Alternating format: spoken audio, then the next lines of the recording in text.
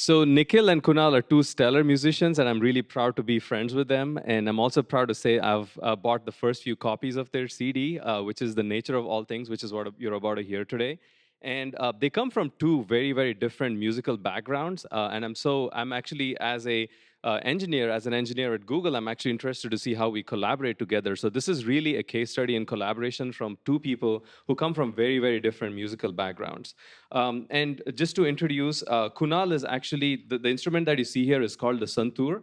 And he's learned Santoor from one of actually the most premier teacher of this called Pandit Shivkumar Sharma. And he's one of his top students as he's learned it for the last 20 odd years. And he's actually trying to take it around the world and actually build a repertoire around Bollywood, orchestral music, and also fuse it with a lot of classical music stuff. So you'll actually hear to listen to it a lot. So please welcome Kunal Gunjal.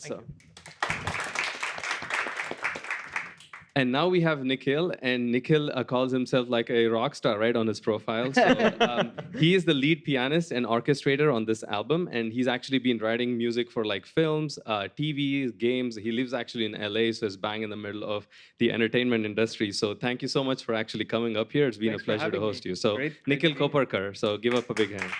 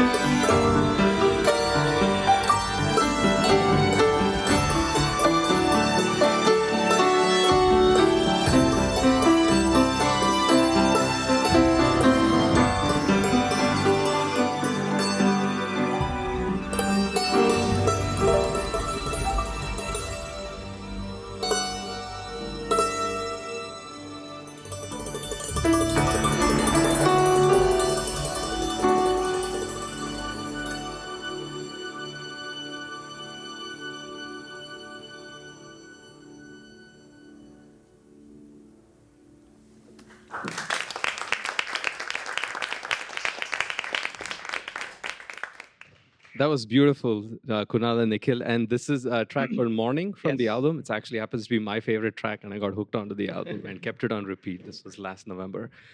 So I just want to do a little bit of Q&A just to familiarize you with Nikhil and Kunal and their music.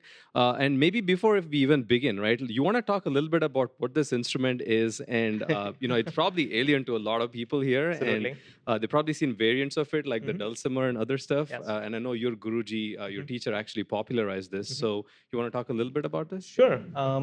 So this instrument is called the Santoor, which is the Persian name of the instrument. There's the Sanskrit name of this instrument is called Shatatantri Veena, which means 100-string lute. So this instrument has over 100 strings and played with these two wooden mallets, which are made of walnut wood. And this is an instrument which has its origins in Afghanistan, and this kind of instrument was used in a lot of folk music of Middle Eastern countries, and they slowly made their way through the Silk Route into Kashmir. And a lot of the Kashmiris and people from Jammu, which is the northern part of India, they used to play this instrument in a traditional style of music called as Sufiana Musiki, which is very different from the Sufi music that we listen to. Sufiana Musiki is very poetry oriented, and it's a lot of poetry accompanied by all these organic instruments. So this instrument was obviously had its roots in Kashmir, and my mentor, Pandit Shiv Kumar Sharma, he is from Jammu and Kashmir, and he happened to see this instrument in Jammu, and he started experimenting on it. And his father, Pandit Umadat Sharma, who was the All India Radio director at the time of Jammu radio station, he wanted his son, Pandit Shiv Kumar Sharma, to actually popularize this instrument in Indian classical music. So he works so hard to change the way the instrument is played, change the layout of the instrument. Earlier it had about 100 strings, and now we have about 96 strings, but each bridge, as you can see, has like 3 strings now. It used to have 4 strings. So he made some technical changes as well as the playing style changes to make it sound absolutely amazing in Indian classical music. So Absolutely, thank you. And Nikhil, I'm going to spare you. I'm not going to ask you the history of the piano. Good. Yeah, so just on a personal note, like how did you end up meeting each other? I moved here from India in 2009 to get my master's in biotechnology, and I always wanted to do music. It's really been my passion for so many years, and I've been performing all over the world in Indian classical musical concerts. But when I moved here, I really wanted to do something really different with this instrument, something very unique, explore my horizons on how the santoor really sounds with different kinds of Western music. So I performed a lot with jazz musicians, blues, and my favorite genre of music is actually film score music. I'm extremely inspired by Hans Zimmer, Howard Shore, and I'm also a big fan of Yanni, who uses a lot of, actually he experiments a lot of his music with Middle Eastern instruments. So that was also kind of an inspiration for how can I take this instrument one step further and kind of combine with Western orchestration music. And actually me and Nikhil, we are family friends. And when I moved to California, we kind of met incidentally at home, and maybe I'll let Nikhil take it from here. Yeah. Yeah. So I came from more of a pop rock background, playing in a number of bands in LA for a few years, and then I started kind of shifting over to film scoring. So I started doing a lot more orchestral music, and that was kind of something that I always grew up with. I listened to like a lot of soundtracks when I was younger, so that was something in my blood, I think, always. And then I grew up in an Indian household, so we had Indian classical music, Bollywood, film songs from the 60s and 70s playing in the house all the time. So I think it was always these confluence of different, very different, disparate styles. And I always wanted to kind of use the Western orchestral background to combine something with Indian music, but I didn't really know how to do that. It was just something on a never-ending wish list. So, and then Kunal and I met, and we were like, oh, let's just jam for a few minutes on piano and Santoor. I play the piano, he plays Santoor. Why not? So we just decided to try jamming and just And we thought it would be a 20-minute jam session, and then it would be a fun experiment, and then we'd go our separate ways. And actually, in that first jam, the song "Morning" just came out, pretty much all the melodies and everything, and we just put a structure together in probably that 20 minutes. And then we said, hey, maybe there's something here. It was just kind of a fluke accident. And then we just decided to see how far we could take that accident. And usually, you know how on a team you'll have that one person that says, like, okay, let's slow it down a little bit. Let's not go too crazy. Let's like be realistic and try to figure out the best way to move forward. We unfortunately were not born with that gene, so we always indulged each other's crazy ideas. So once we decided to record piano and Santoor, which were basically 3 tracks, we were just going to do a 3-track EP and be done with it. Again, just as an experiment. But basically, every day that we recorded a track, we'd come back home after like a 12-hour session, and we were just so wired by what we were just jamming with each other and creating this music that we decided to write another track. So every night that we came home, we'd write another one. So pretty soon we ended up with 7 tracks. And we said, okay, we got to do something with this. I don't know what this is, but we got to do something. So then we decided, oh, this would be a great idea to combine kind of the cinematic Western orchestral realm to it. So it was always very piecemeal. I don't think we had like a whole vision for this right at the outset, but I think as we went step by step, we said, hey, you know what this needs? It needs something a little extra and a little extra. And so we just kept taking it that way. Yeah. So that's kind of the basis of how we came together and this album project came together. Cool. Thanks for the explanation. I'll let you play the second track, but before that, just a quick question.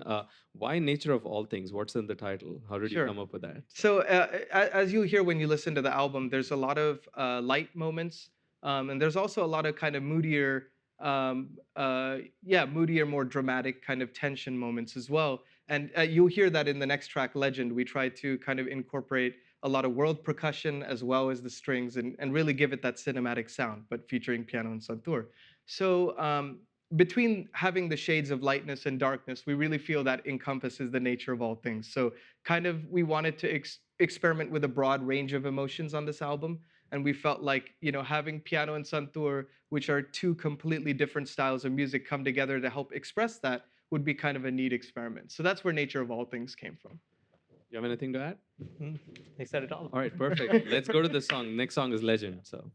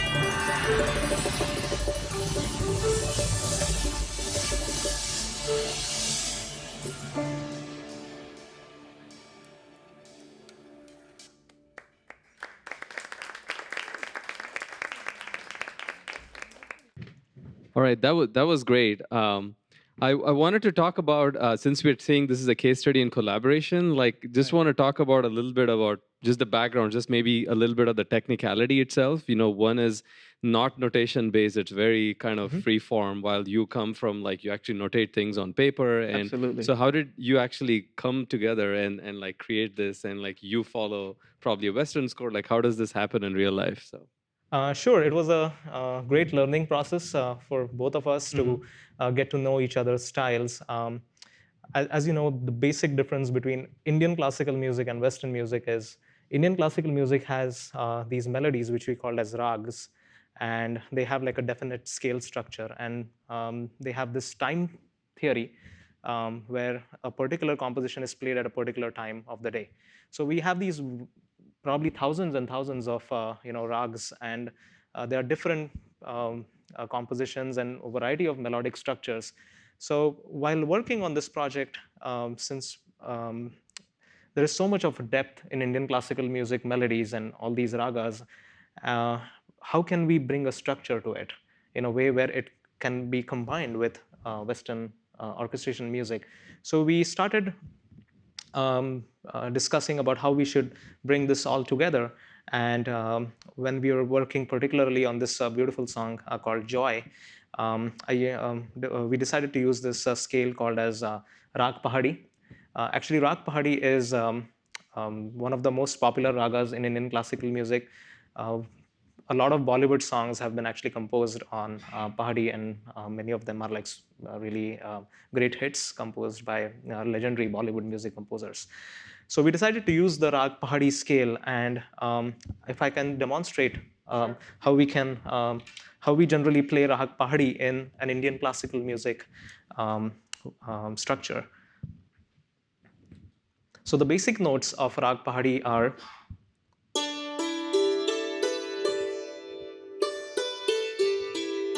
So these are the basic notes of Rag Pahadi. So in Indian classical music, we kind of try to elaborate on the melodic structures, and it's very extempore. It doesn't have a fixed notation. We just go as we get the mood of the raga. So it's something like this.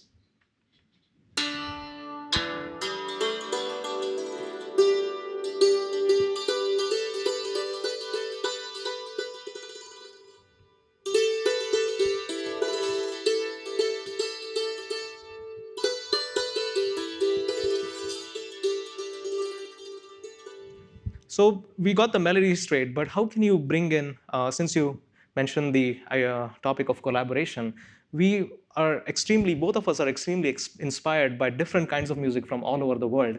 And there is a version of the Santoor in China, which is called as a Yangquin. And they play the instrument in a very different style. They play like two notes together, something like this. So like.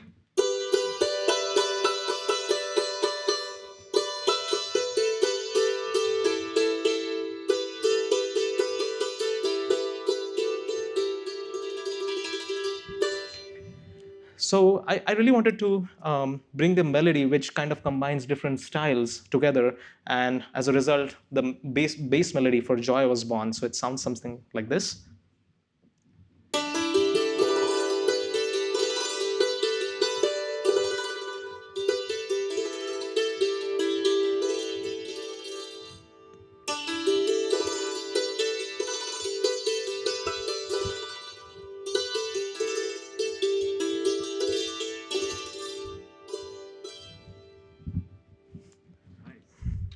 That is great. Nikhil, now your turn. So, How did you come in?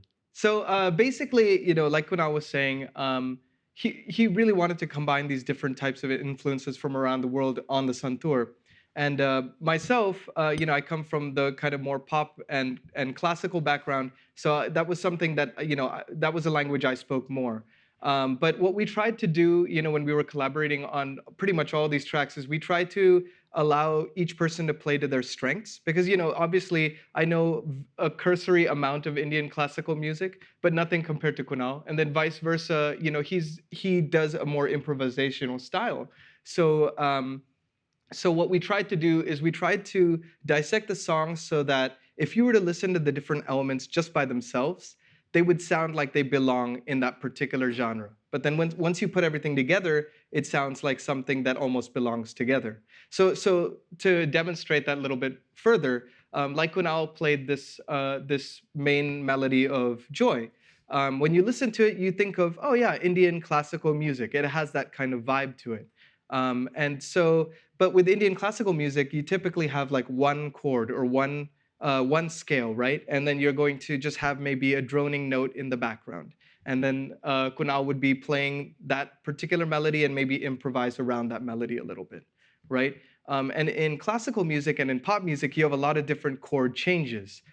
So I tried to give a little bit of movement in the background to a piece like this. But if you hear it, it sounds like something you might hear in I don't know, like a old school pop song or something. So I'll demonstrate that really quickly so you can hear how that sounds just isolated.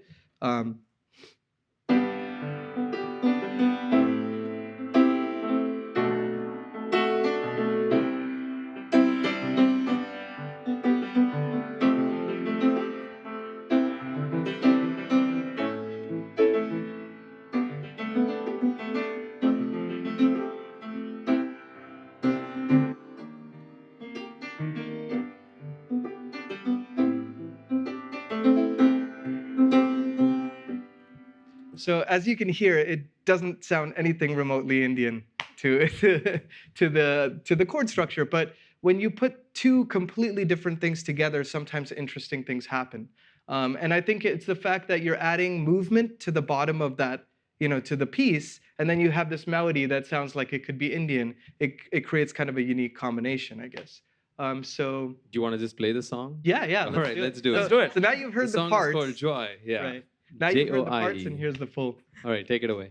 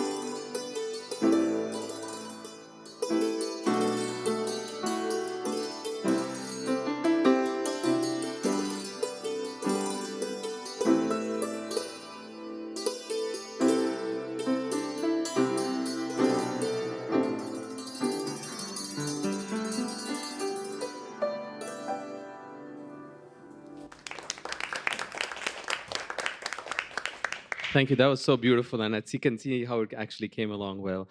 Before I actually give it to the audience for Q&A, just one more question, right? Just a tactical thing. When you're both on stage, you pretty much have your backs facing to each other, right? You Right. can't even see. I have trouble collaborating with people that I even see eye to eye. So maybe the problem's me, but like how do you do that on stage? Because there's delay through the monitors. Maybe even if you miss by half a second, you kind of miss the whole thing. Like how do you do that? I'm just kind of curious. So. Yeah, we wonder about it too. Yeah. I would say probably we just rehearsed it, a good deal, so that there was we actually rehearsed with our backs to each other. Just with the way my keyboard is set up at home, it was just kind of easier to do that. So this is perfect, actually. I mean, you can never get it right, even if you have an upright. If you're in front, if you're here, the piano would still be, Right. blocking you. Right, So, right. Yeah, Yeah. that is awesome. So thank you. And now I'll probably leave it up to the audience for some Q&A. Anthony, do you want to get the mics? I think we have a gentleman right here.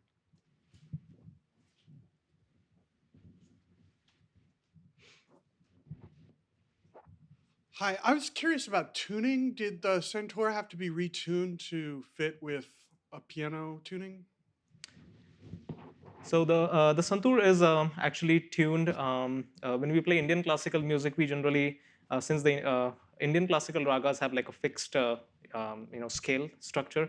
So when we perform Indian classical music, we generally tune all the notes in that scale on the right hand side, so that we can just have like a continuity while performing. Because there is a portion in Indian classical music which is called as alap, which is basically exploring the melody of the raga to kind of mimic the human vocal voice. So just to quickly demonstrate you, as we played Joy, I'll probably just do the same melody, but how it sounds in Indian classical music.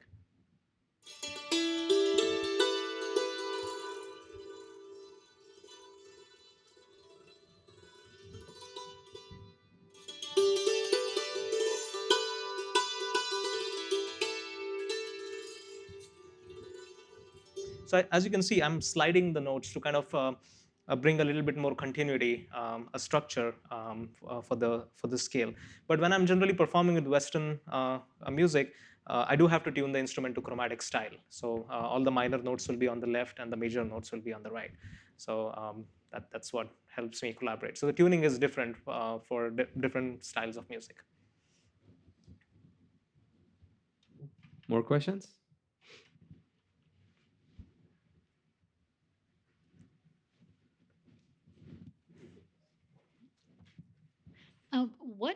What made you play the Santoor when you were younger? I assume as a kid. Okay. But I just feel like most kids are exposed to some mainstream instruments, so it seems like an obscure choice. Yeah. Nikhil, we just assume your parents forced you to play piano. Yeah, I mean, the credit actually goes to my father, Ullas Gunjal. And while growing up, he always wanted to learn music. And since Indian parents are a little bit more strict regarding academics, Really? they usually, well, back in the day, they used to be. So my father also always used to like sneak out and listen to Indian classical records. There was no radio or LP at home, or the gramophone back in the day at home. So he used to sneak out with his friends and listen to a lot of Indian classical music, and go to all these like Indian music festivals. So I was born and raised in Pune, which is a small town in the state of Maharashtra. And Pune is like a huge hub for Indian classical music. A lot of great musicians, Indian classical musicians like Pandit Bhimsen Joshi, Hirabai Badodekar, a lot of legendary artists, lived in Pune, and we had so many amazing music festivals going on all the time, especially during the winter time. And one such very popular music festival is Savai Gandharva Music Festival. There are about 20 to 30,000 people who attend that festival. It's like a 4-day event, all night event. There are about 50 plus artists who perform. And back in, I think, early 80s, or somewhere between 1975 through 80s, when Pandit Shiv Kumar Sharma was really becoming popular in Indian classical music, he was performing in Savai Gandharva Music Festival with Ustad Zakir Hussain on the tabla. And that's where my father actually listened to that instrument for the really first time. And he was so curious about it, he went back to the green room, and he met Pandit Shiv Kumar Sharma, and just out of nowhere, my father has no prior training in music at all, because usually to learn from such a maestro, you have to have some background in music before you even like learn from someone like him. But my father, just like being very ignorant, he just asked him like, I really want to learn this instrument. And he actually went to Kashmir, took a trip to Kashmir, bought home like 3 santoors, because he didn't really like when he'll be going back to Kashmir. And he started learning from Pandit Shivkumar Sharma. And that's when Pandit Shivkumar Sharma used to come to Pune. He used to visit our house for dinner after the concert. So I grew up listening to his music, and that actually inspired me to pick this instrument up. So, We'll redeem you. Why did you pick the piano? Well, actually, my parents did kind of. I was right. Okay, cool. You were right. But I actually, when I first started learning, I was maybe 8 years old, and I had a very strict teacher, like the one that holds the ruler, and like if you make a mistake, whack. So I wasn't really a big fan of the instrument at that point, needless to say. But then I was lucky enough to find a really, really good teacher who tried to express to me, especially at a young age, about not only just playing the notes correctly, but really putting feeling and passion into the notes, and that it's also about the notes you don't play, and it's also about allowing the notes to breathe, and those types of things were really impressionable at a young age. So I think that's really when I realized what was possible with music, that it wasn't just a chore, or or it didn't have any negative connotation to it, and I could see that like it opens up a world of possibilities, not only in a growth as an artist, but in a growth as a person. I was hooked after that. So, yeah. More questions from the audience? I think we have room for one, maybe two more. All right.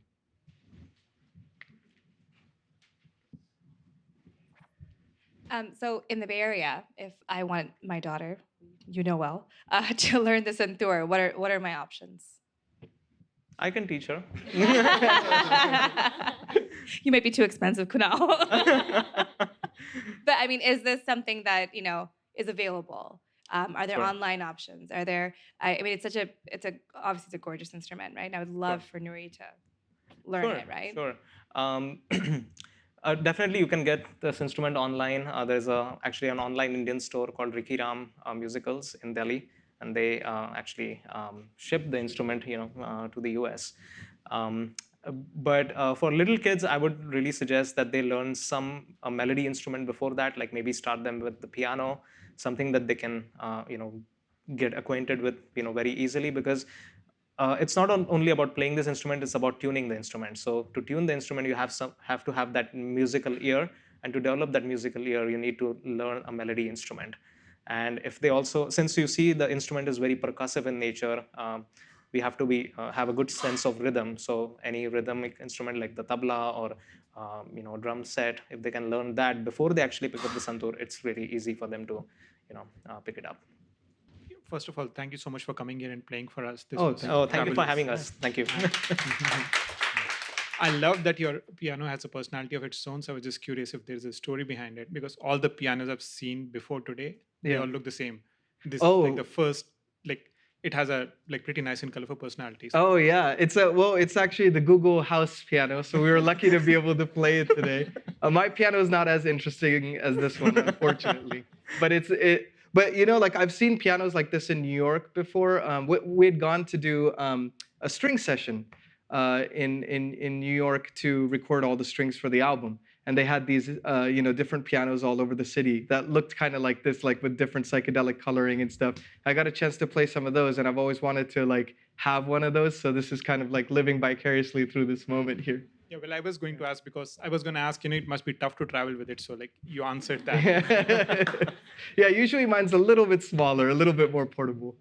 Thank And you. on the phone.